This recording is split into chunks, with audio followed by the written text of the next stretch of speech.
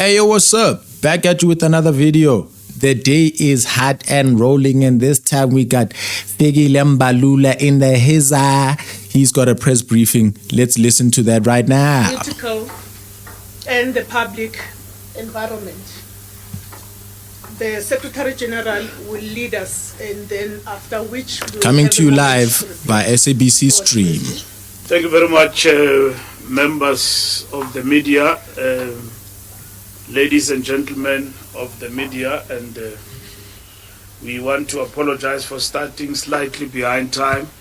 We were finishing our meeting, which started this morning with our subcommittee of the NEC on education and health. We just finished that meeting now, so we wish to apologize for that.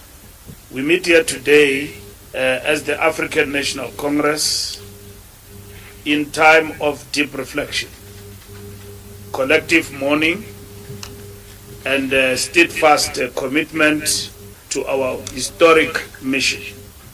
The past few days have brought moments of profound sadness and introspection. Today we speak with clarity, conscience, and resolute sense of duty to the people of South Africa. The ANC joins the nation and the broader progressive movement in mourning the passing of former Deputy President of the Republic and of the African National Congress, Comrade David Dabede D.D. Mabuza. This is not only a loss for the ANC, it is a national loss. Let's speed him up. Comrade Mabuza embodied disciplined, humble, and people-centered leadership. A son of the soil, born of rural hardship, he never detached himself from the lived realities of ordinary South Africans. His leadership was quiet but effective, grounded in the ethos of care, dialogue, and delivery. We remember his powerful and principled declaration, I quote, "No child must be denied quality education because he or she is poor and living in a farm," close quote. This was not mere rhetoric. It was a conviction rooted in personal experience and a lifelong commitment to the struggle against inequality. From his time as Premier of Mpumalanga to his leadership in the union buildings, Comrade Mabuza served with strategic calm, unity-building focus, and institutional wisdom. His election as Deputy President of the ANC in 2017 marked a critical moment of renewal and stabilization within the movement. As Deputy President of the Republic, he led interministerial committees focused on land reform, rural and township economic revitalization, and accelerated service delivery. As Deputy President, he also assumed responsibilities for the South African National AIDS Council, work related to the plight of military veterans, and a host of other issues assigned to him by the President. Internationally, he represented South Africa with quiet dignity and a firm strategic hand. Comrade Mabuza preferred action over attention, solutions over slogans. He was a unifier in moments of deep political uncertainty, a stabilizing force whose legacy will grow in clarity and appreciation with time. The ANC salutes this loyal cadre. Let's go and faster forward. patriot who worked with kings We'll but slow never down lost when we get the to the common touch. stuff. The African National Congress acknowledges the sentencing of the assassin of Comrade Comrade Magaga, the assassin by the name of Sibusisa Nkwengwa, to 25 years in prison for the murder of Comrade Cindy Somagaga, the former Secretary General of the ANC Youth League and a dedicated member of our movement. This sentencing reaffirms the principle that no act of political violence will go unpunished, while no amount of punishment can bring back the life of a revolutionary servant of the people. This ruling sends a strong message that our democracy will not tolerate violence as a means of silencing any voices. Comrade Magaga embodied a generation of courageous youth leaders, and we reiterate our unwavering commitment to eradicating all forms of political violence, safeguarding the right to life, and honoring the legacy of those who sacrificed their lives in service of our national democratic revolution. As we enter Mandela Month, we reaffirm our unwavering commitment to the ideals of a united, democratic, non-racial, non-sexist, democratic, and prosperous South Africa. Ideals that guided Utata Nelson Rolihlahla Mandela and that continue to animate the soul of our movement and nation. We call on all structures of the ANC, organs of people's power, civil society organizations, faith-based institutions, and all South Africans to honor Madiba not merely in memory but through deeds, by deepening public service, advancing social solidarity, and renewing the spirit of Ubuntu. Madiba believed in humility, forgiveness, discipline, justice, and unity. His legacy reminds us that leadership is not about position but about service. especially to the poor, vulnerable, and marginalized. Let Mandela Month be a time of national renewal. Let it be marked by practical acts of compassion, cleaning communities, mentoring youth, protecting the elderly, and upholding the law. Let us each be the difference that Madiba envisioned when he said, I quote, "What counts in life is not the mere fact that we have lived. It is what difference we have made to live of others." Close quote. This year marks the 70th anniversary of the adoption of the Freedom Charter, a foundational document of our struggle that continues to guide the moral and political compass of our democracy. While the main commemoration event initially planned for 12 July has been postponed due to the passing of Comrade David Mabuza, our former Deputy President and the Deputy President of the country, the ANC remains committed to a robust program that will honor the brave men and women who convened in Kliptown in 1955. The national dialogue process as part of the National Government of National Unity is a continuation of this spirit, building consensus, listening to the people, and shaping a shared future. We remain resolute that our democracy must always be rooted in the voices and aspirations of the people. Over the past year, the ANC has accelerated its renewal program with greater agency. We have taken bold steps to enforce organizational discipline, combat corruption, and rebuild public trust. More than 92,000 members have completed the Political Education Foundation course. A clear sign that data development and ideological grounding are taking root across the organization. We are rebuilding a principled movement, one that places service above self and integrity above convenience. We are building the African National Congress steady, root and branch. We remain steadfast in strengthening the state, improving service delivery, and restoring the legitimacy of the public institutions through ethical leadership and decisive governance. From the 24th to 28th July, we will host the Liberation Movement Summit in Gauteng, to be attended by Frelimo Mozambique, SWAPO Namibia, ZANU-PF Zimbabwe, Chama Pendus Tanzania, and NPLA Angola. This strategic engagement will reaffirm our collective commitment to African unity, development, gender equality, and resistance against neocolonialism and imperial domination. In that spirit, the ANC expresses its deepening concern at the humanitarian catastrophe unfolding in Palestine. We call for an immediate ceasefire, humanitarian relief, and the restoration of basic dignity to the Palestinian people. As the ANC will stand firm in solidarity with all oppressed people around the world. Hey, yo, Colonel Chris, you're being called to stop bombing out there, man. The ANC is not taking your threats. Calling them anti-Semitic is not shaking them.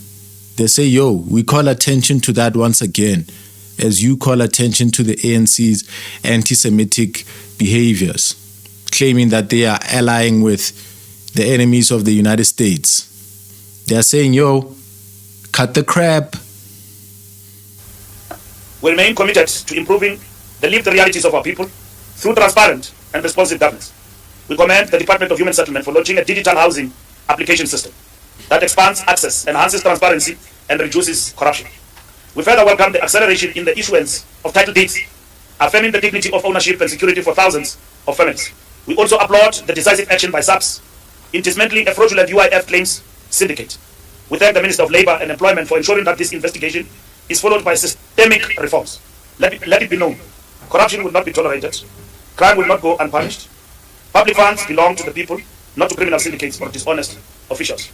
We are encouraged by gains in higher education, including expanding access to universities and TVET colleges, record numbers of graduates, and the inclusion of the University of Johannesburg in the top 500 global rankings. We recognize the role of NSFAS and CETAS in improving access and skills development.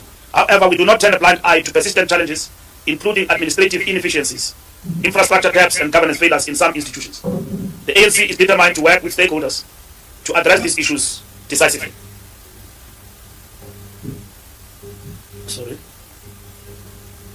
As the ANC, we have noted and addressed the matters that arose that affect the Department of Higher Education, with regard in particular the matter of the CETAS. The legal framework and ministerial discretion with regard to the Skills and Development Act of 1998 empowers the Minister of Higher Education and Training, in consultation with the National Skills Authority, to appoint members of the accounting authorities of sector education and authorities CETAS, including chairpersons, Section 11. Importantly, nowhere in the Act or accompanying regulation does it require the establishment of an independent panel to advise or execute such appointments. The Minister is fully empowered to perform these functions independently. In an act of enhanced governance, in a sincere attempt to promote transparency and broad consultation, the Minister chose to constitute a voluntary unpaid advisory panel, staffed by civil servants and an outside chairperson.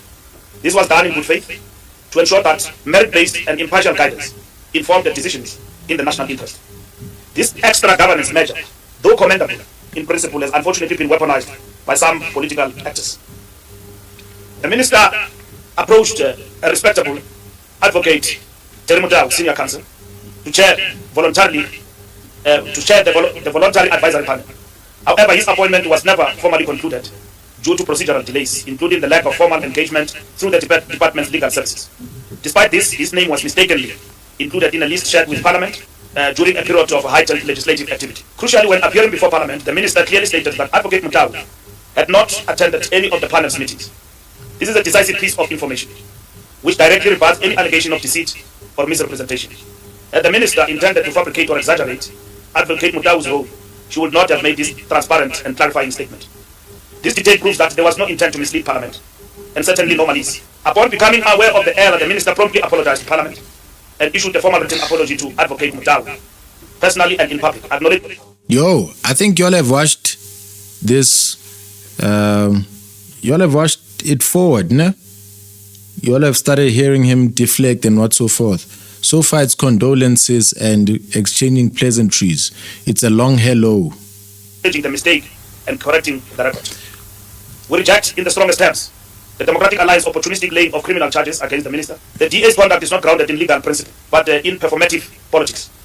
While gang violence and systemic inequality devastate communities in the Western Cape, the DA will rather misdirect police resources towards a political vendetta. In order to preserve the integrity of the process, in terms of the sitters, the minister has undertaken to withdraw the entire list of proposed sitter board chairpersons, regardless of merit, in order to preserve the integrity of the process and rebuild confidence in the skills development sector. The minister has decided to restart the process afresh, in full compliance with legal provisions, and without the influence of the prior panel. Invite broader sectoral participation, including business, labor, and student organizations in the spirit of cooperative governance, a process we fully support as the African National Congress. We have advocated for Minister Nkabani to double the efforts on the following: improved institutional funding allocations to TVET colleges and universities, stabilization of NSFAS disbursements, expanded investment in historically disadvantaged universities, including Fort Hare, UNISA and Limpopo, while UNISA and Limpopo have grown in national standing. Reforms in bursary management systems, science and technology research, and renewed focus on TVET infrastructure. Our final observation is that the sitter ecosystem is known to harbor entrenched business interests, many of whom aggressively lobby for influence and financial opportunity. We caution the public to examine who benefits from destabilizing the appointment process and how often legitimate governance efforts are obstructed by hidden agendas. No law in this regard has been broken, in our view, and no lie was told. But nonetheless, ministers get to be subjected, in terms of the checks and balances of our constitution, on such matters to Parliament, where they account. Can it be through the Ethics Committee, where they account? Ministers get to be subjected to Chapter 9 institutions in relation to the public protector. An error was made and owned. That's what we've come across. Accountability was demonstrated by the minister. Corrective action has been taken. Corrective action has been taken. The process has started afresh, and we support a transparent process in this instance that includes, among others, taking into account all sectors. We believe that the minister must continue to serve the people of South Africa with integrity, humility, and a deep commitment to the values of democratic governance.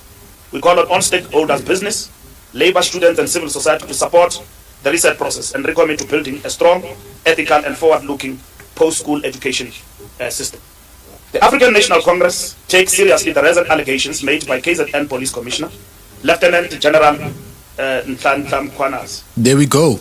These allegations touch on the very integrity of the criminal justice system and the constitutional obligation of the state to protect all South Africans. Hey, Michelle, you're on the other chat. President Cyril Ramaphosa to act with the seriousness and urgency this matter demands. The ANC reaffirms its commitment to accountability. There's Michelle there. There's Lee. Interference in law enforcement and the full protection of whistleblowers, investigators, and officers of the law. We must all work to ensure that the rule of law stands above any undue interference, intimidation, or abuse of power as the African National Congress. We support fully the statement of the president that this matter is receiving attention. Back and the again. president will fully attend to this particular matter, as it borders on lawlessness, projecting us as a banana republic. But at the same time, it is important that all those matters that have been raised are attended to. How do you tag me like that?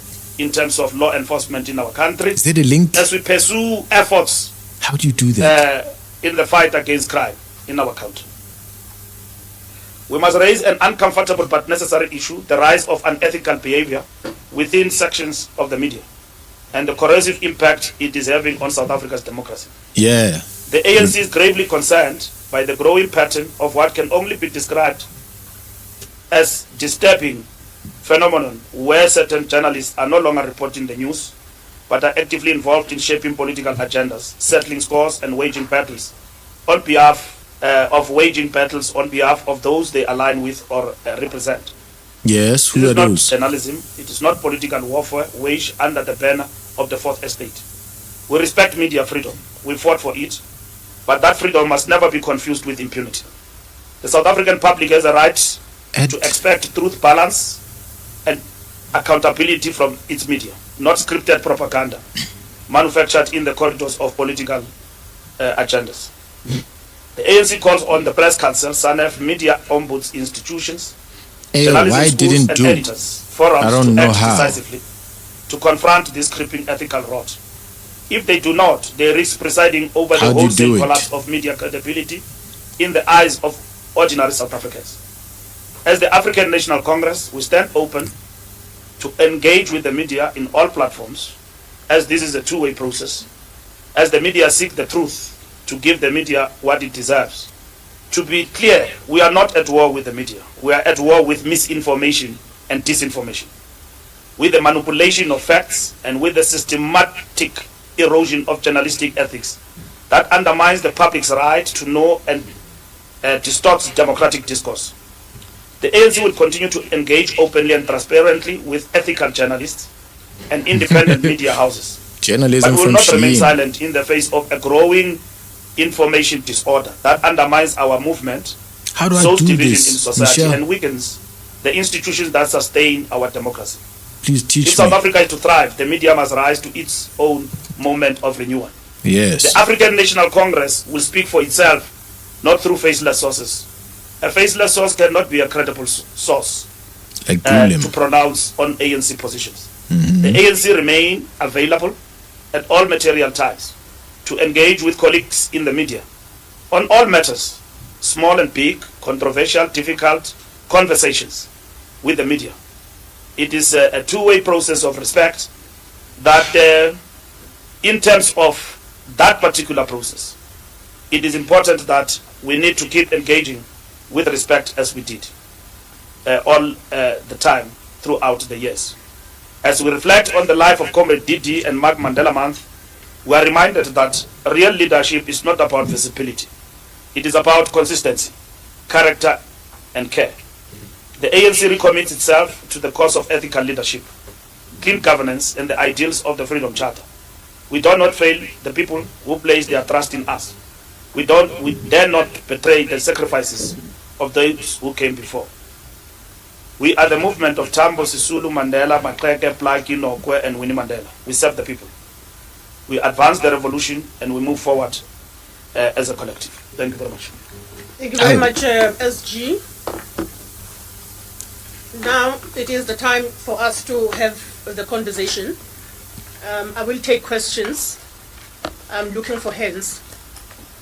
Okay, you can see EWN here. Do you have a problem with Mkhwanazi? My brother there at the back. That's my question. Thank you. Mr. Mbalula, you said you spoke about the sentencing or the conviction and the sentencing of Cindy Zomakala. You spoke about that political violence won't go unpunished. So Lee, we're pumping. What the party's thoughts We're pumping. on the disbandment of the political Kimandi, Raberek. The stream is 7 hours long. 7 hours. And my second question is around the interview or the media briefing yesterday by the KZN police commissioner. Just maybe on the optics, we saw the police commissioner, not necessarily in military gear, but on the face of it, it does look like he was wearing camouflage military gear, flanked by masked men with AK-47 or Parafise automatic rifles. Just from the optics of that, what did maybe you make of it when you just saw that in TV? Thank you. Yeah, do you have a problem like Thank O'Sullivan? you, EWN. Let's continue. Yeah, thank you, Madam. And SG, since it's my name, whatever you SG, I'll touch on the issue of the DA and the ANC. In the DA, are raising concern of behavior of the DA and the ANC, saying that it seems that the GA belongs to the ANC and DA. So what will be your response on that one? The second one, SG, in terms of the act of speculation, that shocked the nation yesterday by the brief of the top cop in case of death. And now everybody is making the statements before the president make a call. So what will you say on those, and especially from different sectors, whether it's business, politically, or in the government? What should be saying to that regarding that? SG, Trump threatens sanctions on politicians. All those nations that they side with the BRICS nations. And again, Trump told one of the US magazines that he is the president of the US and is the president of the world and is having fun. What do you do? Thank you. I will take Iwan. Go ahead. My name is Kamal from Ida. No, just I have quite a few questions for them. I'll ask three for now. One, does the ANC, like it's in relation to what Mkhwanazi said about the general in KZN. Does the ANC support any inquiry into what Mkhwanazi has said, particularly regarding the political assassination in KZN? And then what is the ANC's potential stance on Minister Tumu's alleged role in disbanding the trustee, and should he be temporarily from the investigation and all that? And then just one last one. In light of this context, does the ANC intend to intervene or support stronger parliamentary oversight? Are you for real? And interference safer. Thank you. Thank you very much. I'm Sure. still Yeah. to my left. Yes, please go ahead. Aerial stream. I was not prepared, madam. Yeah. No, but you raised your hand. I thought I was. Okay, you can pass. Let's give TV a chance. I'll come back. But we're doing this. Yeah, no, let's give TV a chance. We'll come back. All right, thank you very much. So we're done with the left. You can always have a bite later. Yeah. I'll move this side. Start with yourself, brother. Thank you so much. SG, it's on the SG, you indicated meeting with the ANC, meeting with the Minister Tunu today. Did that happen? If not, why not? Thank you. All right, thank you. I then move over there. Okay, there's a hand. I'll start there. Start here. Yeah. We have newsroom, and then we'll move on. SG, Junior Kumalo from Newsroom Africa. Firstly, when it comes to allegations that were uttered by Mkhwanazi, do you think they're not... Okay, let me phrase it this way. The president, when there was that alleged suspension of him by the former secretary, Louis Makashule, he came back from the country that was in when we had a load-shedding crisis. We also saw the president coming back. This time around, there are serious allegations against the police top brass, and we don't see the president coming back. Does this signify the manner in which he seems to take these allegations, that they are not as serious? I just want to get your thoughts around that. Like, was it that serious that he should have come back and addressed them immediately? And then just on the Minister of Higher Education and the CETAs,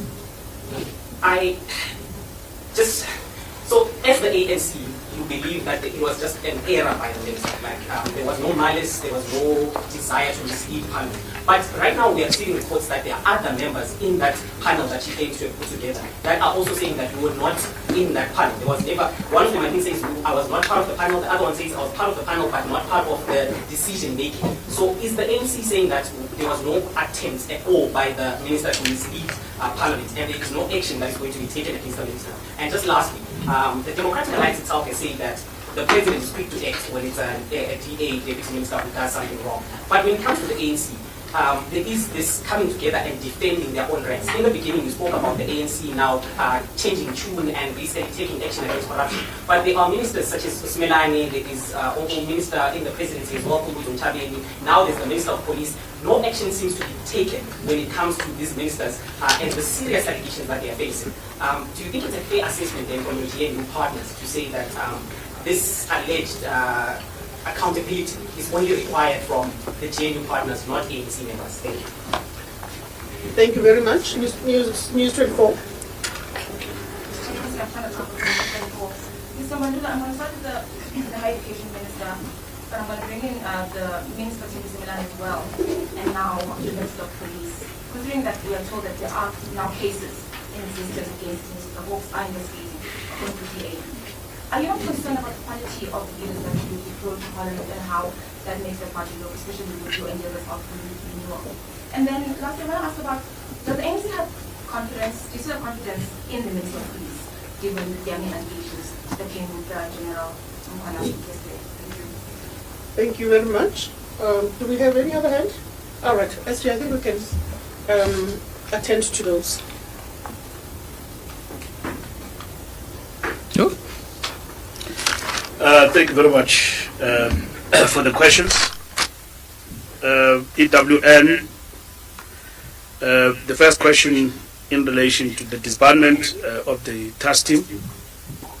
The task team was disbanded and explanation for its disbandment was given, and there was no query with regard to that decision up until yesterday.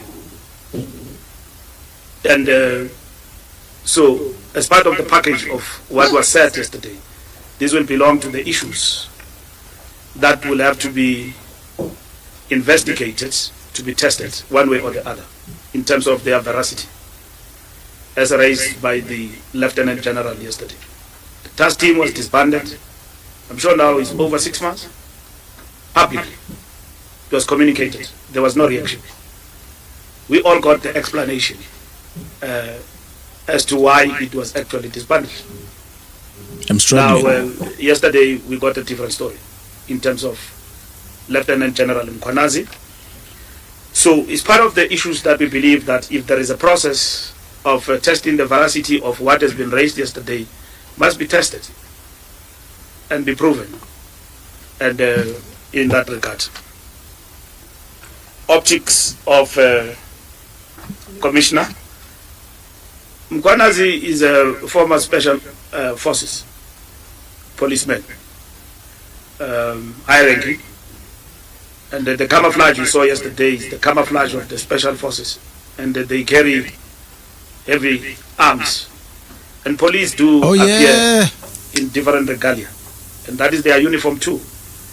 I remember Minister Pele, when he was still general of the police, he used to change from TRUT and then to camouflage special forces when he was the general of the police. So police can appear in whatever regalia. So I think yesterday in the press conference, the appearance seemed to communicate a particular message in a particular way in this regard, but that regalia in itself belongs to the police. So that is the special task force, it's not the army. So in this particular regard, I've seen that there are people who have questioned why that mode, but General Mkhwanazi said that they are in the combat mode, in the fight against crime. So in the fight against crime, the combat mode means fighting dangerous criminals. That is combative, meaning we're putting our foot down. So that's what was communicating, following with the statement that is made, not me. So the combative mode was accompanied by the appearance that we mean business as Ilali. That's what that appearance seeks to signify. Whether you disagree with it or not, that's it. We've had a whole debate in the country about not just regalia, but about the ranks of the police. Is it correct for police to be called generals? We passed that. The police are commissioners, they were superintendents. We changed that. I was part of the team that changed police from superintendent, commissioners. They are still commissioners, but we brought in the army ranks. And we're fairly criticized by human rights groups in the country that we're changing the police to military military mode in the country. But we finally stayed with that because we said we wanted that because we wanted to communicate a particular message in the fight against crime, because crime had gone out of hand and criminals were emboldened and they were gun-toting in the streets and displaying weaponry of military in the township and terrorizing townships. And then we brought special units like TRUT, Amaperede. And then the special forces are always there to fight dangerous criminals and all of that. So when you talk about combat mode, you mean that you switch on to fighting hard against the dangerous criminals. So that's what the general explained himself and all of that. So I've seen criticism around that, that was heavy-handed and so on. The most important question for us as the ANC is to deal with the whole scenario, and including that explosion, in a lack of better words, we've seen from a police general in terms of the issues that you have raised. And we have said that the things that you have raised yesterday are matters that are very serious, and we have used the word grave concern. And I've seen yesterday, after my appearance in another television, I don't know whether people don't understand English or what, but they said that I'm criticizing Mkhwanazi. I said no, he's raising disparaging issues that borders on lawlessness and make us look like a banana republic. If people say that there are syndicates in the police, there are problems and there are SMSs, those are disparaging. As a citizen, first, before I'm a member of the ANC, I must be worried. State secrets like that, and a general standing in the platform and saying, let's fight. I'm happy to join the fight, personally, but at the end of the day, those matters require serious attention. And the president have committed to that. Right from Rio yesterday, I'm answering the forward question. President Ramaphosa answered the question. Right from Rio yesterday, President Ramaphosa answered the question and showed seriousness of the matter. And Sophie Mukwena reported that the president is on his way back. I'm sure he has landed. I'm not sure whether the president is using Kwazi because he's been traveling with public transport and so on, which is a sign of also caring. Because if Nkwazi is not in a good state, president could have hired a jet, and we have another headline that Ramaphosa doesn't care about the state of affairs. People are suffering, cost of living, and he goes with a different jet, which cost 15 million to Rio to Canada. But the president sacrificed, because what is important is the cause of representing the country there and use public transport to get there.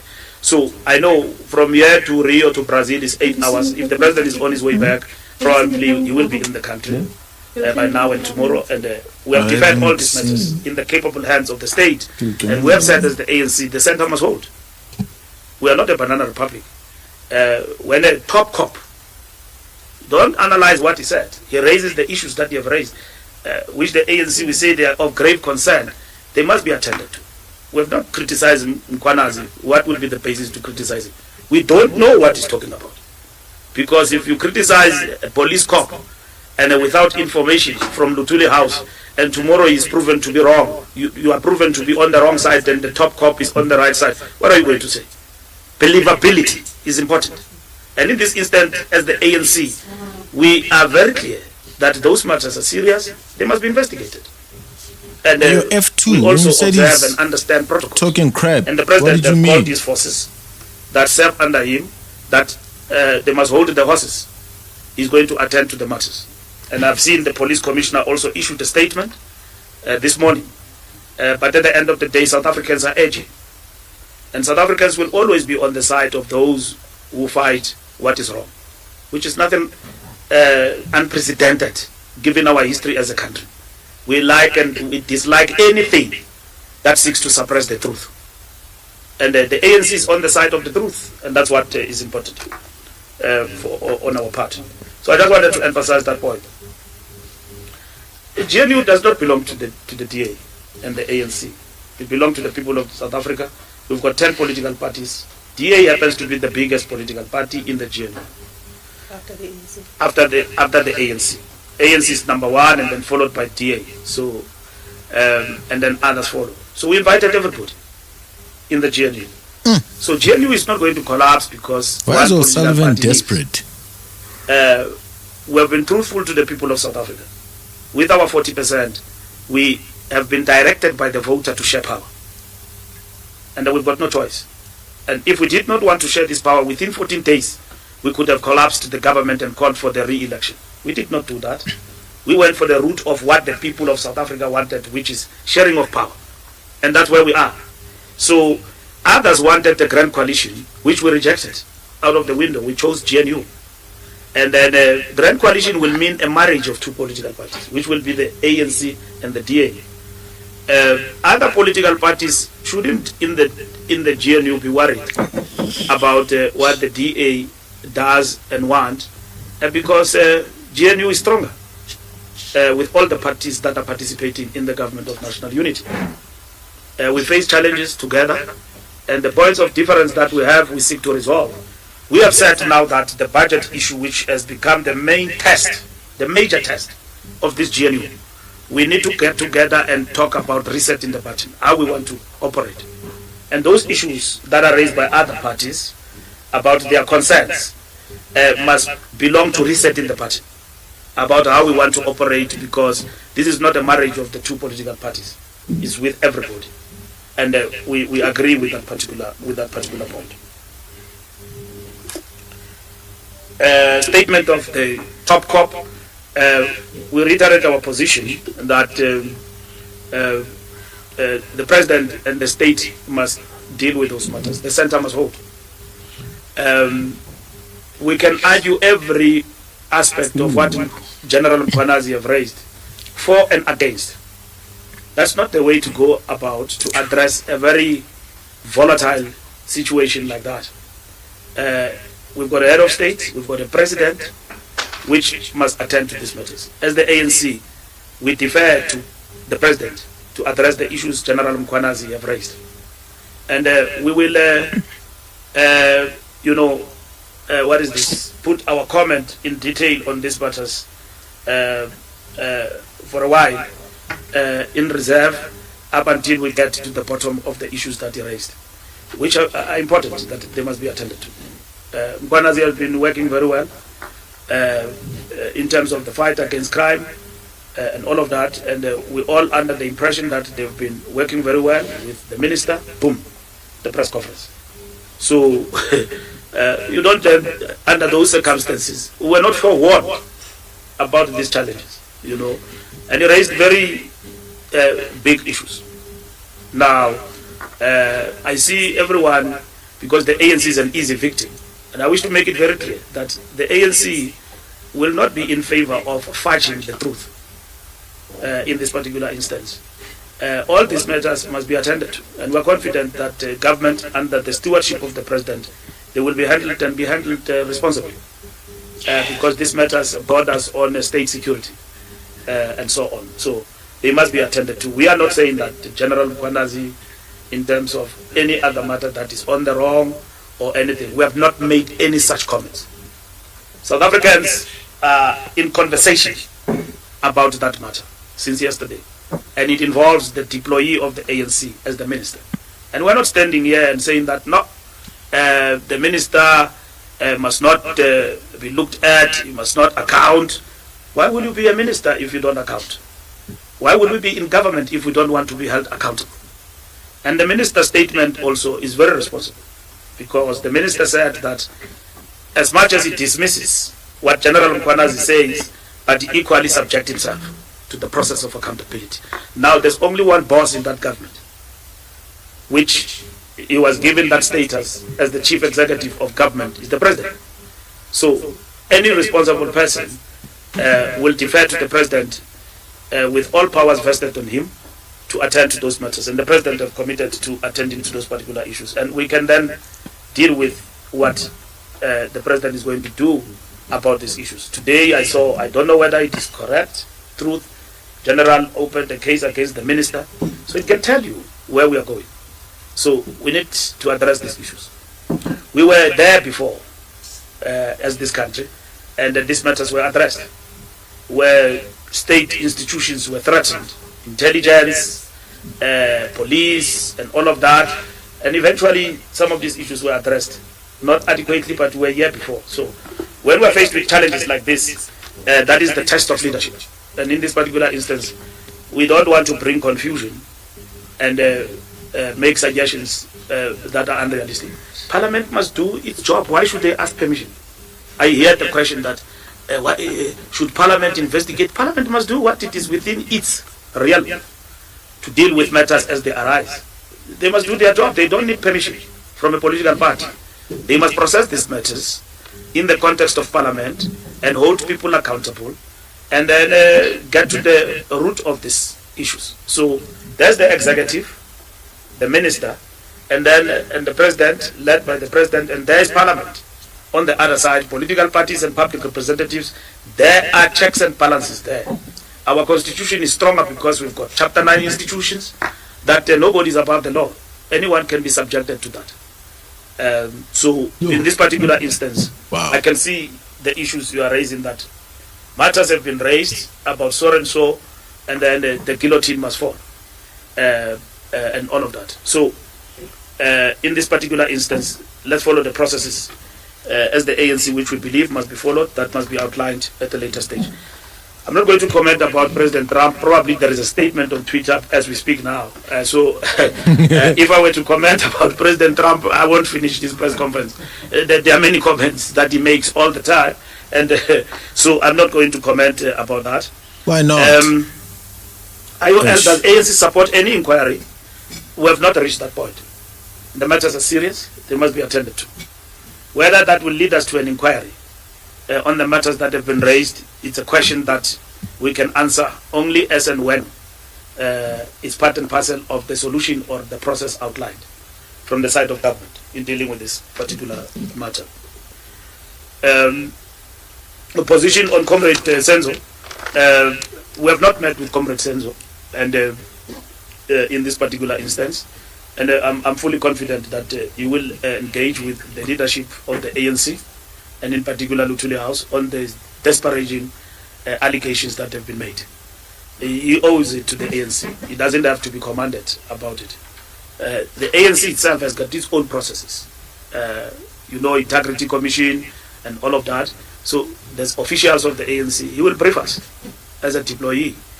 But at the end of the day, where action must be taken is in government. It's not in the ANC. And the ANC would like to see action taken on the matters that have been raised in whatever form, in terms of dealing with the issues, which many South Africans are anxious about at the present moment. And others are in defense, and they've already decided that Senzo is guilty. Aldaram Patam says we must look at things in two sides. So give another one also the side of the story to be listened to. Like I said to you, we are all here. We have been praising the minister, doing great job. All of you, as journalists, you were on the ground. Have you ever seen this coming? That there is a problem between the minister and generals and all of that, and the sort of things that were said yesterday? None of us will say we know. But we could see signs of something going on when there were arrests. They started arrests. I was in the police once. Top cops get to arrest each other. Then I know there's a sign of something there. There's a problem. I was there in the police. Kumkani, I dealt with crime intelligence. Oh my God. But at that time, bro, I can't be talking too much. Maybe part of this white wife has to do some work in here. I dealt with a lot of people there. Many people, I dealt with them. And all of that. Maybe we'll look at that and that'll be the end of our day. We can't have our country projected like as if I won't be able to talk those too much. Those who are responsible for our lives and the law enforcement and the rule of law, which is a cornerstone of any democratic state, and the National Democratic Republic. Maybe I should ask my wife to do her work from the bed. And these actions are not giving us confidence. And you cannot expect the ANC then to say that, no, these activities are giving us... Yes, crime is there. But we have always had the belief that things are turning for the better. And Comrade Senzo have been doing very well with these cops. And you yourselves, as media houses, have been full of praise of Mkhwanazi, Senzo. Both of them. from all quarters. Boom, there is a bomb, there is a problem. Now, this explosion must be understood properly, whether it is a grenade or it's a natural gas or whatever that it is, it must be properly examined, and the president will attend to it. We are confident as the ANC that the president will attend to it, and that way it belongs. If Parliament want to act in terms of its parliamentary oversight, Parliament can be given command by us. They must decide in Parliament, as they do every day, hold everybody accountable. And I'm certain that the National Commissioner will appear before the portfolio committees and all of that. If they want to establish an inquiry themselves, they will look into those matters as Parliament. And as the ANC, we are not only represented, we are right in Parliament. And so we will pronounce on those matters in Parliament in relation to these issues as to that I recorded today. We have not should met be about with 4. Comrade Senzo, but we will meet with him, and then he will take us on board in terms of some of the issues. But we think that the first point of call is the president, the person who have given him the task to lead the Ministry of Police. Junior, I've answered the comeback of the president. The president is probably here now in South Africa, and that is it. So I've seen from Sophie Mkhwanazi that the president is on his way back, not because of anything else, because the summit is over. Should the president have come back for this? I mean, this happened yesterday, so the president was already in Brazil. This is not like load shedding. This was a lightning. I mean, it's not load shedding. It happened, and the president was in Brazil, and the president have immediately reacted to show that he takes these matters very seriously. So that's what a responsible president does. A Minister of Education, as a minister, you are bound by the executive code, and you are also accountable in terms of that executive code to Parliament, and you are held accountable by Parliament. Now, we have seen that there are political parties that have resorted to those measures. I was subjected to Parliament as a minister more than 3 times to the Ethics Committee, and I was cleared. So should the minister be tested in relation to ethics, there are checks and balances. And then they will appear before the Ethics Committee, and they will either be cleared or be found guilty. In this instance, there are allegations that are made that the minister have acted in a manner that seeks to project that there were untruths in what he said. This is what we are saying to you. Did the minister lie? We say no, he didn't lie. She went to Parliament and gave the information. As to whether she lied in the process, that matter by other political parties is being tested. Now, the minister, once accounted, have actually resorted to a process of restarting the process, and accountability was demonstrated, and that corrective action has been taken. So this process, all of it of the sitters have started from afresh, and that the Skills Development Act of 97, of 98 empowers the Minister of Higher Education and Training, in consultation with Skills Authority, to appoint members of Accounting Authority SITA, including chairpersons. So the law is very clear in terms of this matter. And in this particular regard, an error in our view was made in this particular regard, and that has been fully accounted for. So if others say that minister have not admitted to the errors, you have not apologized, is a liar. There are checks and balances and accountability processes in government. You are saying that Tembi is a problem because it's mentioned, you talk about the hawks. I don't work with the hawks. You know the hawks. Say there is a docket and all of that. That process must unfold to its logical conclusion and then make a determination about whether indeed there was wrongdoing on the part of the minister. And that is what must actually follow. But equally, on our part as the party, Tembi has appeared before the Integrity Commission, and the Integrity Commission have done its work and will report to the NEC next week. And we'll give you a report after the NEC as to what does, if there is a report on Comrade Tembi, what does that report say and what is the resolution of the NEC on that matter. We have reported to you that we are now live. We've caught up with the live. In terms of the ANC, right at the front by the Integrity Commission. So there is nobody who's spared in this regard on matters of integrity of the ANC, including Comrade Tembi. That matter is in the Integrity Commission. The report will be submitted to the NEC as it is required by the Integrity Commission, and the NEC will deliberate on that in terms of the report. And then you then start raising a whole lot of other people, in Chaveni and many others, and so on and so on and so on. In reality, there is nothing in relation to the people who are mentioned that can come to head that there is sort of action that is required against them. First, they've not been arrested. Yo, I gotta pee. In this particular instance. The Mkhwanazi video was scheduled to drop at 4:30. We don't even wait for that. As I think it is out now. You are arrested. So first video is out and I'm still on the stream. Ministers, this is a landmark. This is productivity on the wrong side at new levels. They have to answer one way or the other before the courts of the country.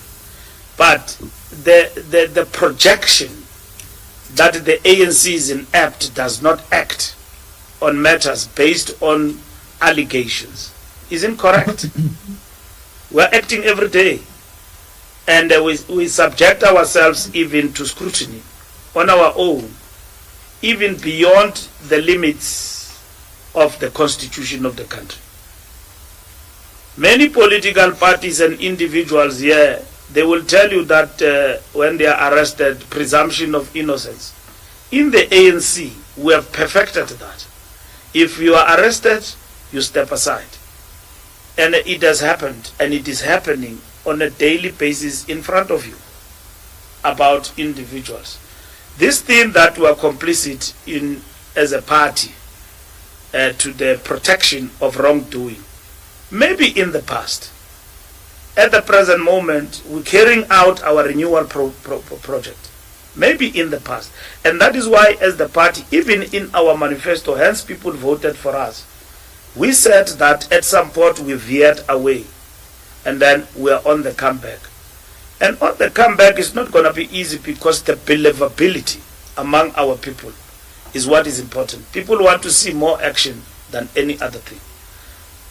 The Rezondo Commission, people are not arrested, you blame it on the ANC.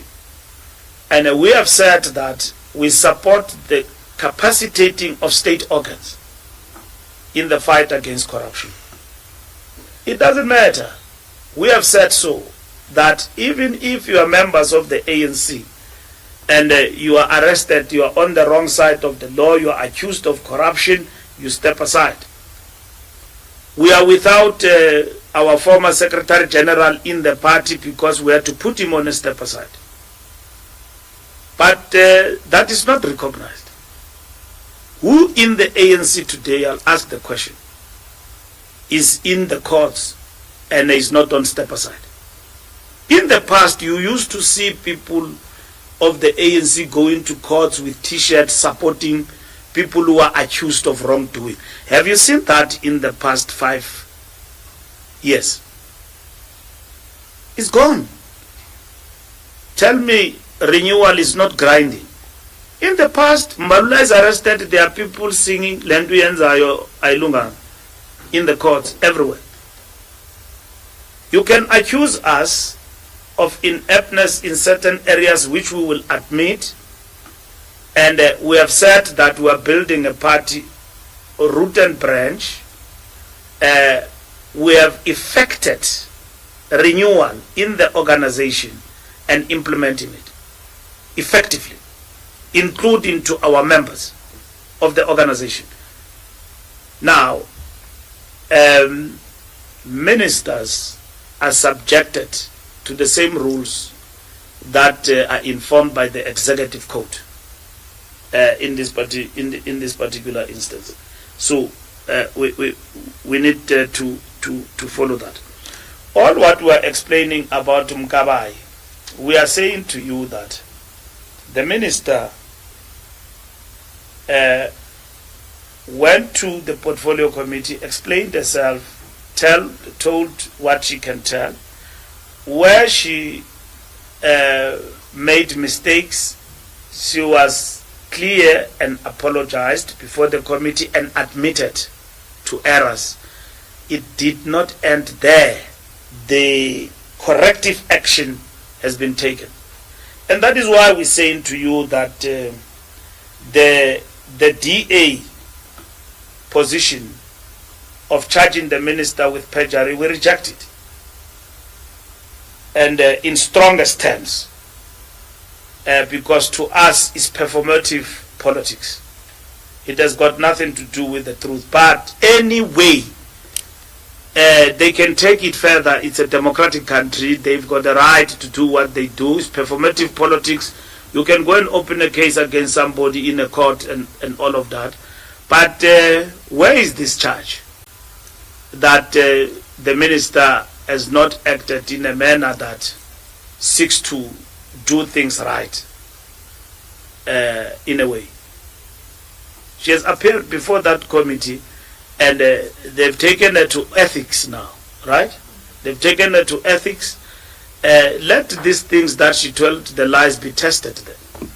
Ministers, that's where they are subjected to. But we also outline what are the issues in terms of the education sector. What are the things that are actually facing us that need to be addressed? News 24.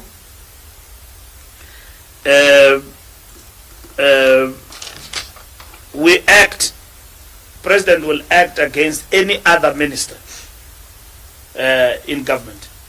That is his prerogative, and he will inform us as the party. If he have decided to do so, he can, and he will.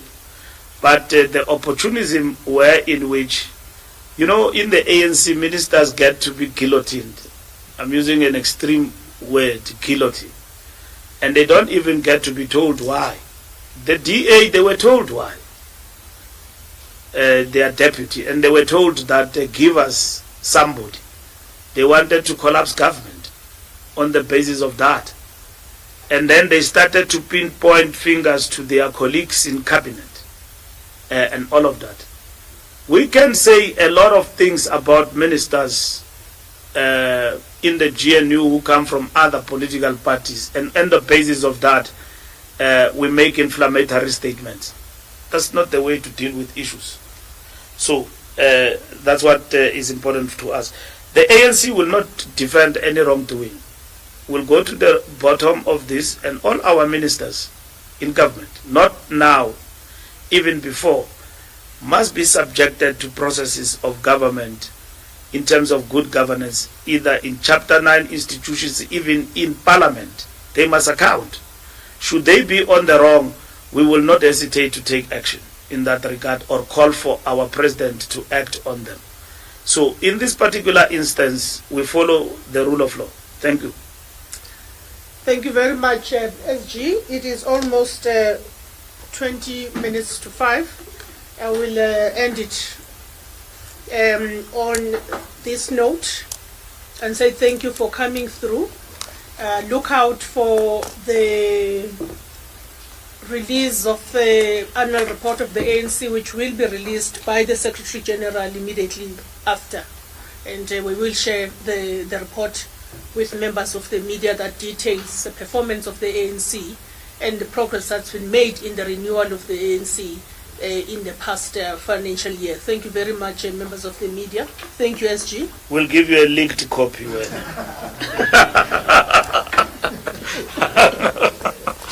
Ubobuza imibuzo Fondini. Ubuza ngamva. Wena ufuna umamela abanye and then you come after. Ubadi ufike kuqala apha. Yeah, it's fine. Nobody alive, I'm telling you. Yeah, you want to listen to others and then come after. We are going to look.